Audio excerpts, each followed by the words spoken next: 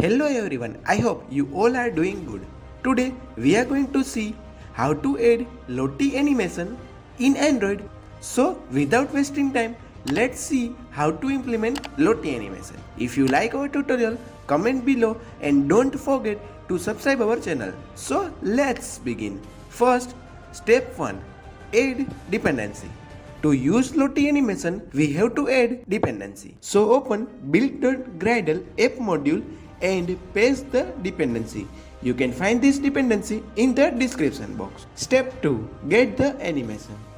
Open any browser and search for Lottie animation. After that, you can find the first link, click on it.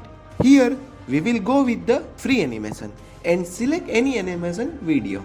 Now, click on the download Json file button. Step 3. Create a raw folder and paste the JSON file. Right click on resource folder and in the new tab, click on Android resource directory. Now here we can find raw folder and click on this OK button. Now paste the download Lottie animation here. Step 4. Take Lottie animation view.